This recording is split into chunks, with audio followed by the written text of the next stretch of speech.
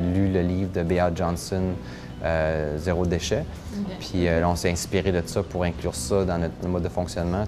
Tous les aspects du zéro déchet, voir si on serait capable de faire ça en tant que business.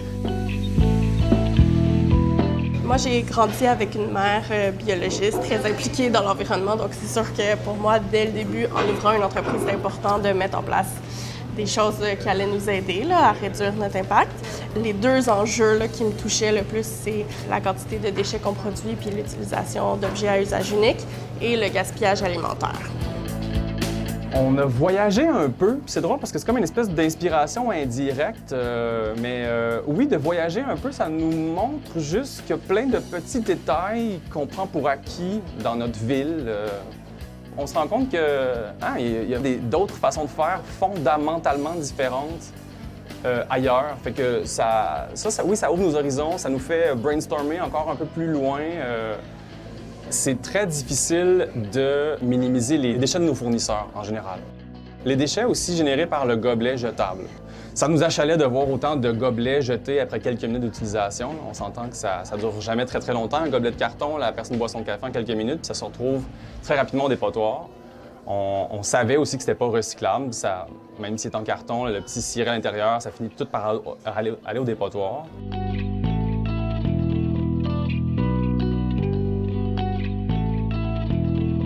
Ce qui nous a beaucoup motivés à nous lancer dans Zéro déchet, à la base, mon partenaire, moi, mais toutes les personnes qui ont contribué au projet, on voulait vraiment amener un projet qui remet en question l'industrie, qui remet en question la restauration, des cafés, mais aussi comment on fonctionne dans une ville, en communauté. Puis je pense qu'on a beaucoup été influencés par les voyages. Personnellement, ça a été d'aller dans des pays qui n'ont pas de système de gestion des déchets, par exemple, puis de voir à quelle vitesse ça s'accumule dans les rues, dans l'eau, puis de revenir ici au Canada, puis de réaliser qu'on produit 10 fois plus de déchets par personne, on se le cache des yeux.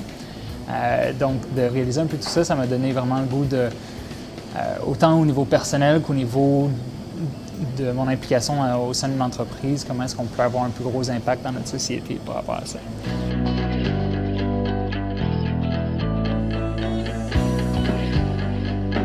L'enjeu environnemental qui touche le plus les petits cafés comme le mien, je crois que c'est vraiment peut-être la production de déchets. On est un service de restauration rapide, donc on est habitué que c'est un domaine où est-ce qu'on est beaucoup dans le jetable. Donc c'est vraiment une problématique qu'on essaie de toucher. On a plusieurs valeurs qui sont au cœur du Café Perco. La diversité en est une qui est importante pour moi et le commerce local ainsi que l'éco-responsabilité. Quelle est la première chose concrète que vous avez faite pour aller dans cette voie-là? La première chose